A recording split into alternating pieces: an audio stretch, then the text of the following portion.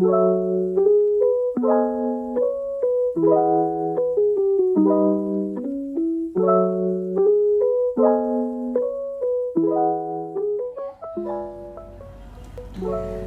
Genbiers, ketemu lagi sama aku Risa dalam Genbi Bisik, bincang asik seputar ilmu kesehatan. Well, dalam rangka memeriahkan World Mental Health Day, kali ini kita Genbi Purwokerto dengan bangga mempersembahkan podcast yang spesial dan perdana nih. Khususnya hari ini kita akan membahas seputar kesehatan mental. Beberapa waktu lalu, WHO telah mengumumkan bahwa tema besar World Mental Health Day tahun 2022 yaitu Make Mental Health and Well-being for a Global Priority. Tentunya pembahasan yang seru kali ini saya tidak sendiri nih. Hari ini saya ditemani oleh kakak yang luar biasa yaitu Kak Tika. Halo Kak Tika. Halo Risa, selamat sore. Ya, selamat sore Kak. Gimana nih kabarnya Kak? Baik, alhamdulillah, semangat ya tetap ya. Walaupun hujannya deras, enggak ya. Udah berhenti. Udah berhenti ya. Ya gimana Kak akhir-akhir ini kesibukannya ada apa aja nih? Ya, kesibukannya seperti biasa ya Risa ya. Jadi aktif praktek gitu ya. Kemudian ngajar juga di beberapa universitas ya, bimbing mahasiswa kayak kalian nih. Ya, BTW yang belum tahu siapa Kak Tika ini, Kak Tika merupakan seorang psikologi klinis anak dan remaja. Beliau juga bertugas di 2 tempat rumah sakit, yaitu di Magelang.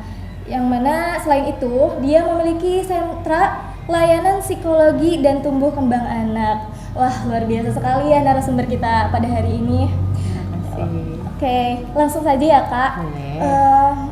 Kalau melihat tema besar kali ini ada yang menarik nih Kak, yaitu ada kata mental health dan well-being. Yes. Kira-kira kenapa sih mengambil tema tersebut? Ya.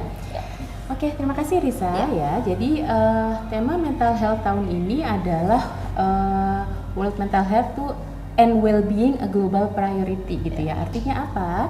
Kita ingin menjadikan kesehatan jiwa atau kesehatan mental adalah sebuah prioritas global untuk semua. Kenapa? Kenapa perlu ini dijadikan prioritas gitu ya? Karena seperti teman-teman ketahui semua, seringkali yang namanya kesehatan jiwa itu dapat diskriminasi nggak sih gitu ya? Artinya nggak cuma di Indonesia, ini bahkan isu dunia gitu ya. Orang-orang yang ingin berobat, orang-orang yang ingin menyampaikan masalah kesehatan jiwanya itu kadang-kadang udah kena stigma duluan. Mereka mau berobat atau mencari bantuan takut atau malu gitu ya. Keluarga atau lingkungan juga biasanya nggak menyarankan nih kalau orang mau mencari bantuan profesional kesehatan jiwa gitu. Sehingga tema tahun ini memang mengajak semua pemangku kepentingan, terus orang-orang yang memang memiliki masalah kesehatan jiwa dan juga masyarakat atau komunitas untuk sama-sama aware yuk bahwa kesehatan jiwa ini harus menjadi sebuah prioritas gitu untuk terwujudnya sebuah well-being. Nah, well-being itu apa? Nanti kita bahas lagi ya. Ini pengantar dulu ya. Oke, baik. Ya, kesehatan mental sendiri itu apa sih Bu sebenarnya? Oke, kesehatan jiwa sendiri adalah kalau kita bicara dari Undang-Undang Kesehatan Jiwa ya, menurut Undang-Undang Kesehatan Jiwa nomor 18 tahun 2014, apa sih yang didefinisikan kesehatan jiwa? Jadi kondisi di mana seseorang individu bisa berkembang secara fisik ya, secara mental, spiritual dan sosial sehingga akhirnya individu tersebut bisa menyadari kemampuannya sendiri ya dan bisa mengatasi tekanan dan pada akhirnya bisa bekerja secara produktif gitu ya. Jadi nanti ujungnya lagi adalah mampu memberikan kontribusi terhadap komunitasnya. Jadi seperti yang adik-adik atau teman-teman lakukan nih, kan ini suatu kontribusi yang nyata nih. Karena kalian punya kemampuannya nggak dipakai sendiri karena kalian tahu oh ini ada sesuatu nih yang bisa kita lakukan nih. Nah inilah salah satu ciri orang-orang yang kita nyatakan biasanya sehat jiwa. Gitu ya. Baik. Lalu kenapa ada well-being nih Bu yang mengiringi mental health-nya? Baik. Jadi well-being itu sendiri adalah kondisi di mana seseorang tuh bisa bersikap produktif ya, positif terhadap dirinya sendiri dan orang lain yang biasanya munculnya atau kelihatannya adalah dari adanya perasaan full of content atau perasaan cukup. Oh, oke, cukup nih, saya nggak gampang istilahnya nggak gampang mupeng sama orang lain gitu ya, dalam artian nggak gampang iri cukup nih, oh ya saya punya nih kemampuan ini, apa sih yang bisa saya lakukan gitu ya. Kemudian tingkat stresnya juga rendah, tetap ada stres, tetapi tingkat stresnya masih bisa dikelola dengan cukup baik gitu ya. Kemudian sehat secara fisik dan mental, sehingga akhirnya ada kualitas hidup yang baik ya. Kualitas hidup baik yang gimana ya? Kalau sesuai usianya, kalau misalnya usia seperti kalian di usia-usia 20-an gitu ya, itu artinya kan tugas perkembangannya salah satunya adalah misalnya selain kuliah adalah mampu melakukan aktivitas-aktivitas yang ada kontribusi untuk masyarakat. Nah, itu yang kita biasanya nyatakan ada kualitas hidup yang baik, mampu berteman, menjalin relasi dengan teman-teman gitu ya. Nah, itu yang kita sebut dengan kualitas hidup yang baik. Baik. Berarti secara tidak langsung mental health dan well-being ini tidak bisa dipisahkan ya, Bu? Ya, berkorelasi gitu. Jadi kita biasanya menyatakan bahwa itu tadi, karena sehat jiwa adalah salah satu definisinya adalah dia mampu berkontribusi setelah dia sehat secara fisik, mental dan sebagainya tadi, dia mampu berkontribusi terhadap lingkungan. Iya, betul. Ya. Ya, kalau gitu kenapa kesehatan mental ini menjadi penting Bu untuk kita sadari gitu ya? Ya.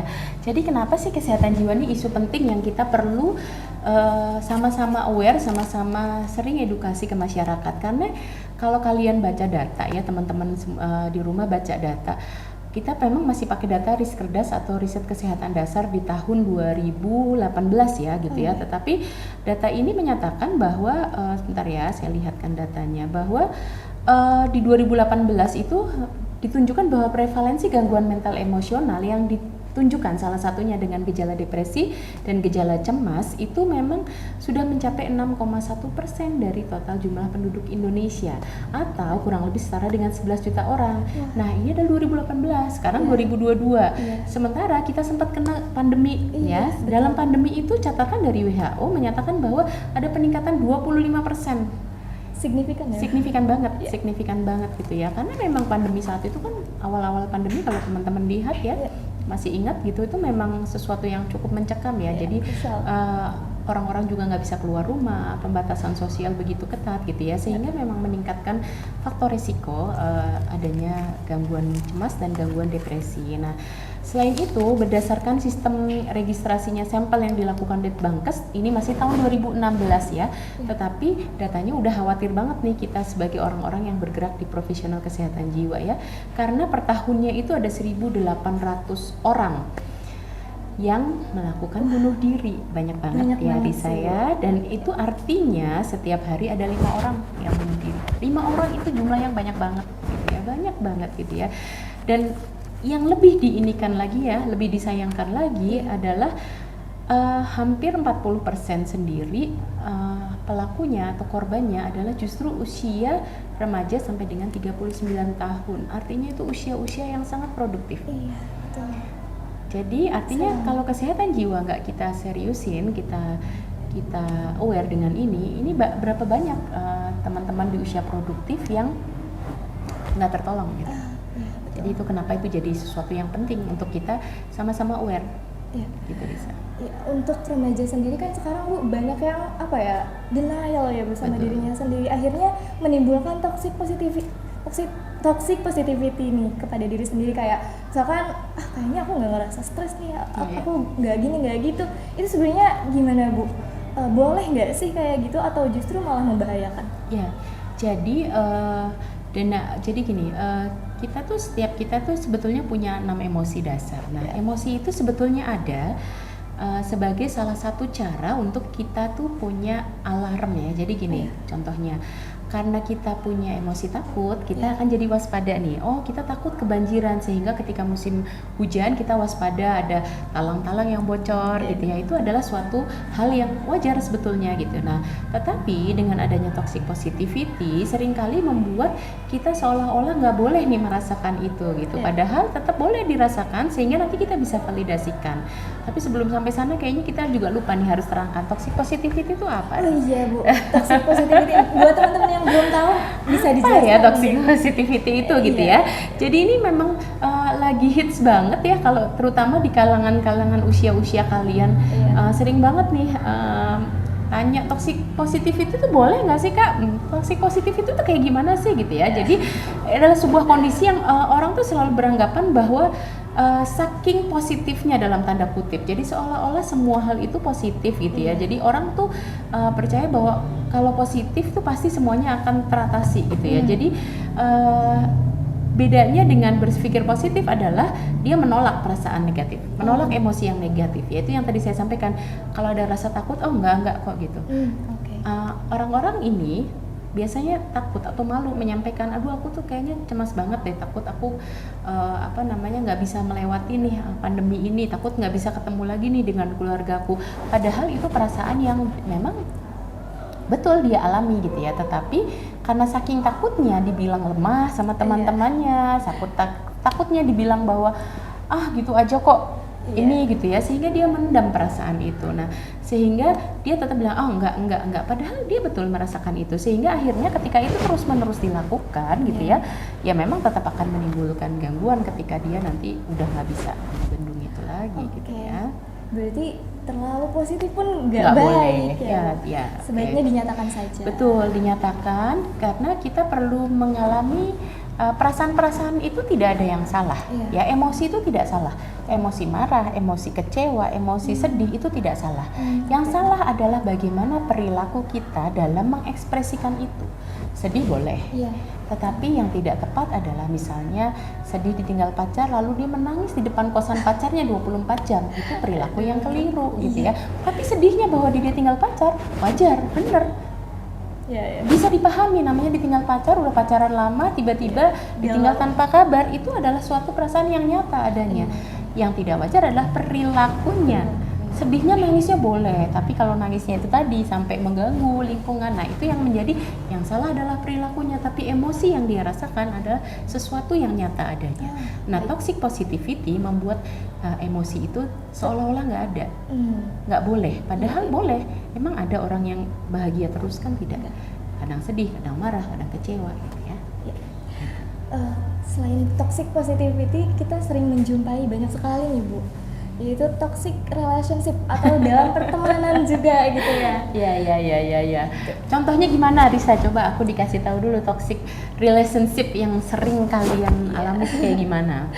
Ya ini pasti banyak banget ya yang mengalami gitu selain saya. Misalkan saya punya teman nih, dan teman itu seolah-olah mirip toxic positivity juga, kayak kamu kok gendutan sekarang gitu, seolah-olah dia peduli, tapi padahal itu menyerang secara tidak langsung ya Bu ya. Hal itu gimana nih Bu menurut Ibu? Ya, jadi sebetulnya kita perlu mendefinisikan ulang teman ya, artinya nggak sih, coba. Jadi kan kalau teman artinya kan seseorang atau orang yang memang mendukung kita gitu ya. Jadi untuk mencapai tadi kalau kita bicara sehat jiwa, artinya mencapai 4 kategori sehat jiwa itu tadi, bahwa kita bisa berkembang secara fisik, secara mental, secara spiritual dan sosial, sehingga punya kemampuan untuk menyadari kemampuan kita sendiri dan akhirnya bisa berkontribusi. Artinya teman-teman yang tidak mendukung kita menuju sehat jiwa sesungguhnya itu bisa kita eliminir gitu ya. Tetapi memang ini juga nggak semudah kita ngomong begini, karena di usia-usia kalian tuh teman kan menjadi sesuatu yang sangat penting ya gitu ya. Jadi kayaknya kalau nggak punya circle juga nggak enak gitu ya kalian ya gitu ya. Jadi ya tetapi perlu kita kan udah dengerin podcastnya gini nih, jadi udah tahu kita semua kepingin sehat jiwa nih, nggak cuma sehat fisik. Berarti yang tidak mendukung saya mencapai kesehatan jiwa gitu ya, lah kita mulai pelan-pelan eliminir gitu. Gitu ya. Ya, tapi bukan di umuran 20-an ke atas itu khususnya kita makin sempit ya pertemanannya itu. Dan selain itu pasti kita mengalami quarter life crisis nih Bu. Iya betul. Banyak banget ya yang bilang lagi fase quarter life crisis nih gitu. Iya. Sebenarnya quarter life crisis ini sendiri apa ya Bu? Iya, Jadi selain toxic positivity, rupanya quarter life crisis juga adalah sesuatu yang sering banget dijadikan bahan dan kayaknya trending topik pencarian juga ya di usia-usia kalian gitu ya. Jadi karena apa? Karena quarter life crisis ini memang seringnya dialami oleh individu yang usianya sekitar 18 sampai 29. Jadi masuk banget kan di usia-usia kalian sebagai anak-anak kuliah gitu ya. Nah, memang awalnya adalah kondisi dari remaja peralihan ke dewasa gitu ya. Jadi ada kebutuhan, ada keinginan untuk dapat pengakuan nih dari orang dewasa, gitu ya.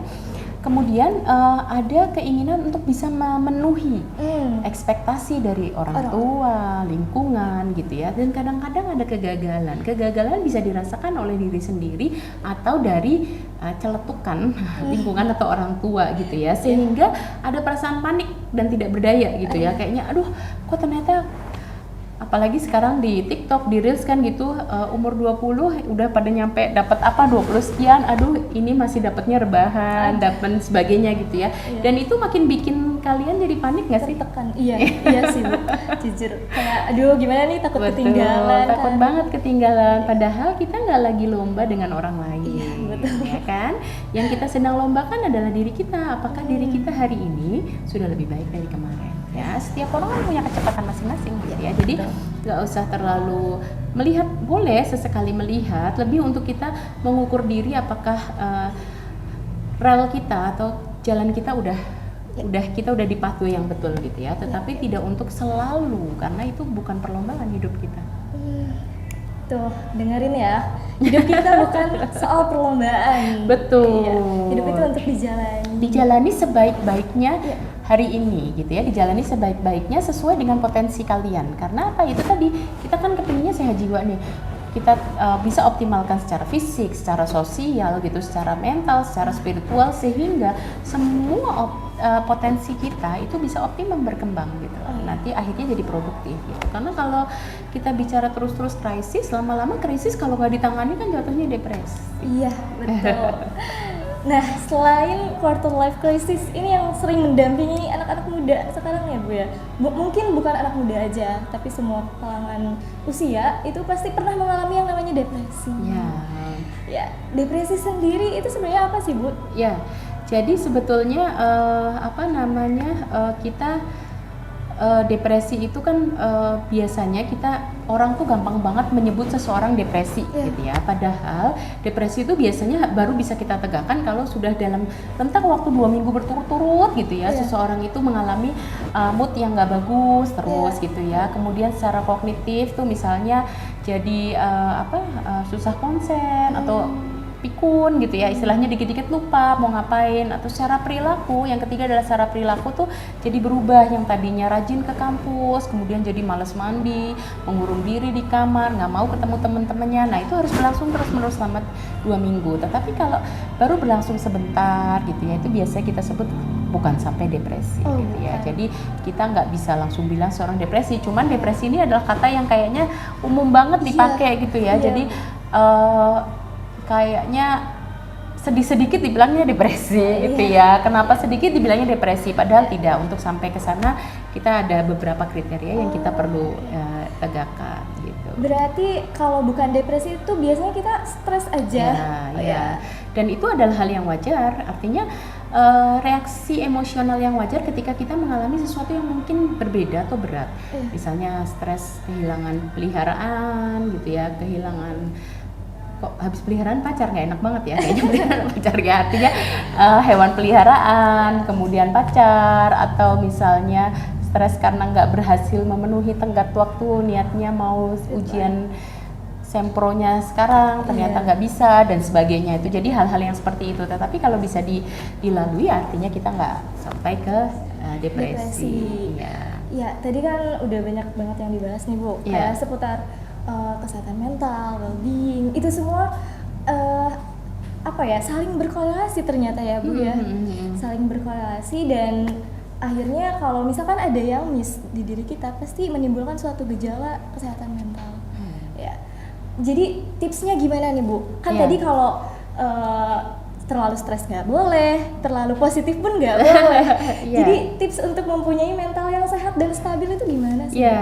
Jadi sebetulnya begini, kita menjalani kehidupan itu kan dalam proporsi yang seimbang ya, Iya. sesungguhnya seimbang tuh semuanya. Jadi kita nih kalau kita bicara tentang tugas perkembangan sesuai usia, setiap usia itu kalau di dalam psikologi itu punya tugas perkembangannya masing-masing. Contohnya paling mudah ya, kalau balita itu kenapa sih suka manjat-manjat gitu, lari-larian kayak nggak ada berhentinya gitu ya, kalau kalian lihat keponakan. Karena salah satu tugas perkembangan usia balita adalah mematangkan fungsi motorik kasarnya. Sehingga itulah kenapa mereka nampaknya kayak nggak ada capeknya. Nah, yang kita perlu ketahui adalah tugas perkembangan kalian sebagai remaja, dewasa awal ya, bukan remaja gitu ya. Dewasa awal apa sih? Salah satu tugas perkembangannya adalah memang mematangkan relasi-relasi sosial, kemudian mematangkan karir gitu. Udah kembali ke situ. Fokusnya adalah ke situ lagi, bahwa kadang-kadang ada masalah dalam mencapai tugas perkembangan itu, yaitu variasinya gitu. Sehingga kita tidak kemudian ketika tidak mencapai sedikit terus langsung aduh nih pasti gagal, tidak, karena itu adalah variasi dari tugas perkembangan yang akan kita capai gitu ya. Jadi itu satu. Yang kedua, memang kita perlu juga memilih pertemanan yang sehat gitu ya. Pertemanan yang seperti apa ya? Tentu saja pertemanan yang mendukung kita untuk tadi mencapai beberapa kriteria sehat jiwa gitu ya. Dan juga kita perlu nutrisi yang sehat nih dan kegiatan yang sehat gitu ya. Jadi beberapa hal ini yang mungkin teman-teman suka nggak ini ya, kalau anak-anak muda tuh kan bangun siang gitu ya, banyak rebahan gitu ya. Jadi padahal banyak studi sudah menunjukkan bahwa memang sinar matahari, terpapar sinar matahari, vitamin D itu berpengaruh bagus banget terhadap serotonin, salah satu zat yang membuat kita bisa lebih merasa senang gitu. Nah, ini hal-hal yang kayaknya sederhana tetapi miss nih kalau di kalian remaja, anak-anak kuliahan gitu ya. Nutrisi juga sama. Nutrisi yang sehat itu pengaruhnya cukup besar terhadap depresi gitu ya. Jadi memang fungsi cerna itu banyak pengaruhnya terhadap kesehatan jiwa seseorang. Sementara anak-anak remaja itu kalian biasanya nutrisinya kan seputar boba dan boba dan cilok-cilokan atau apa itu? Iya, cilok doang. Cilok gitu ya. Terus apa tuh yang pedes-pedes itu? Seblak gitu ya. Nah, itu hal-hal yang memang perlu simple tetapi sudah mulai perlu aware ya ke arah sana gitu ya. Jangan terlalu banyak. Betul, secukupnya aja gitu ya. Oh, tadi saya juga mau nambahin sedikit Risa sebelum saya lupa ya, tentang quarter life crisis gitu ya. Jadi quarter life crisis ini kok apa bedanya di perempuan dan laki-laki ini? Oh iya, itu ada perbedaannya. Ada bedanya. Jadi kalau quarter life crisis pada perempuan seringkali tuh kaitannya dengan masalah relasi sosial seperti perpisahan. Ditinggal kekasih gitu ya, gagal menikah misalnya. Sementara kalau laki-laki lebih banyak pada masalah karir seperti nganggur, tidak bekerja di tempat yang diinginkan gitu, atau teman-temannya yang laki-laki sudah dapat pencapaian apa, itu lebih bikin krisis dibandingkan kalau perempuan. Karena ini juga kaitannya dengan budaya ya. Karena budaya kita kan kebanyakan kalau perempuan kan cita-citanya kayaknya artinya nggak boleh gitu ya, tetapi artinya lebih banyak yang memang secara karir itu nggak semua punya cita-cita yang ini. Sementara kalau laki-laki kan kebanyakan memang kejar karir banget gitu. Jadi itu budaya. Tetapi ini studi yang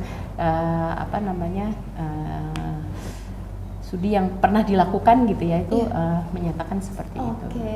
Jadi meskipun kita kan misalnya mahasiswa kan tentunya ada yang beberapa mikirin karir, tapi kebanyakan itu ya justru tentang kalau yang perempuan ya. Kalau yang perempuan ya, lebih banyak membuat krisis.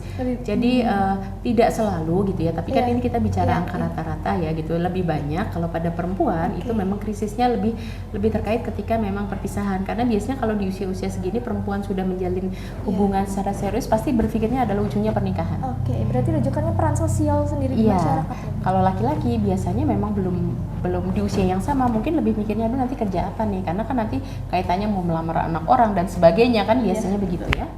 Takut nanti ditanyain udah kerja apa nih, kan bingung kalau belum kerja ya. Iya sih. Tuh. Tadi kan sudah seputar tips-tips nih, Bu. Betul.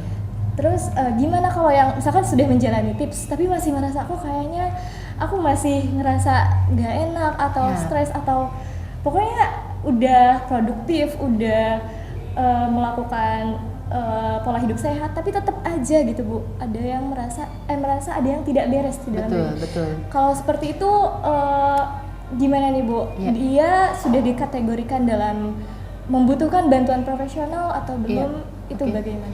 Oke, terima kasih Risa ya. Jadi itu adalah tanda yang sangat bagus karena orang tersebut berarti aware dengan kebutuhannya dan ini nggak banyak orang bisa melakukan ini, apalagi kalau tadi toxic positivity. Orang-orang sudah melihat dia perlu bantuan tapi dia bahkan nggak bisa lihat dia perlu bantuan karena aku nggak apa-apa, padahal orang sekitarnya udah lihat nih anak ini udah nggak pernah keluar kamar kos nih gitu, artinya kan dia perlu bantuan sesungguhnya gitu. Jadi kapan seseorang itu bisa kita sampaikan bahwa you need a professional mental health gitu ya. Itu adalah ketika dia sudah ada dari dia sudah dirasa yang mengganggu gitu ya. Tapi kadang-kadang nggak semua orang tuh merasa udah terganggu nih, enggak aku baik-baik aja gitu ya. Nah kalau dia tidak merasa mengganggu, artinya kita juga bisa membuat kategori adalah bahwa ketika lingkungan sudah melihat bahwa kok dia sudah berbeda ya, gitu ada hal yang berbeda dan memang itu tadi tidak sesuai dengan tugas perkembangannya. Misalnya kalau mahasiswa kan salah satu tugas perkembangannya adalah serius dalam kuliah karena memang nanti terkait karir. Ini sudah berbulan-bulan di kos, tidak keluar, harusnya bimbingan, tidak pernah bimbingan, dihubungi tidak bisa dan sebagainya gitu ya. Itu artinya ada sesuatu yang memang sudah perlu mendapatkan bantuan dari profesional kesehatan jiwa. Dan sekarang profesional kesehatan jiwa sangat mudah diakses ya, layanan online juga sangat banyak, konsultasi online juga sangat bertebaran gitu ya. Jadi artinya udah nggak ada alasan lagi kayaknya kalau sekarang untuk tidak bisa diakses gitu ya, karena aksesnya sekarang sudah sangat mudah dan banyak gitu Risa. Tapi kan Bu, kebanyakan itu memikirkan terutama mungkin untuk mahasiswa yang merantau yang gimana Bu, masalah ekonomi mungkin keterbatasannya di sana kebanyakan gitu, atau mungkin ada juga yang tertahan stigma nih kalau saya pergi ke sana betul nanti ada label gitu. Iya betul, ingat your health is your choice. Nice. Ya kan, your health is your choice. Jadi kesehatanmu adalah pilihanmu. Kamu mau sehat atau tidak, kamu yang tentukan gitu ya. Jadi kalau memang kalian merasa perlu, cari, karena sekarang kanal-kanal konsultasi gratis juga banyak, sudah banyak sekali, ataupun yang tidak berbayar tetapi tidak mahal pun juga banyak gitu ya. Jadi sudah nggak ada alasan lagi, apalagi ini lagi program-program bulan-bulan kesehatan jiwa ini banyak banget yang membuka layanan kesehatan jiwa gratis ya, konsultasi kesehatan jiwa. Iya, yang gratis banyak lah ya Bu ya. Betul. Jadi untuk teman-teman yang masih ragu nih untuk memeriksakan kesehatan mentalnya khususnya, mungkin kalau kesehatan fisik ya flu dikit biasanya beli obat. Kan kalau kesehatan mental nggak bisa ya Bu ya, dikit-dikit beli obat itu. Bisa langsung saja pergi ke bantuan profesional khususnya. Sekarang banyak kok di aplikasi, di rumah sakit juga sudah banyak ya Bu ya. Dan sudah bisa menggunakan mungkin BPJS untuk bantuan ekonomisnya seperti itu. Iya, kalau BPJS mungkin skemanya lain karena nanti ke psikiater. Oh, seperti itu Bu. Iya. Berarti BPJS tidak psikiater itu dokter ahli jiwa. Gitu. Jadi tetap memang nanti skemanya adalah dalam ke puskesmas. Kalau memang dibutuhkan untuk dirujuk ke tingkat yang selanjutnya akan dirujuk ke psikiater. Ya. Oke, bagi teman-teman yang masih ragu nih untuk memeriksakan kesehatan mentalnya, karena kan mungkin kalau kesehatan fisik kita dikit-dikit bisa beli obat, tapi kalau kesehatan mental ini beda ya Bu ya.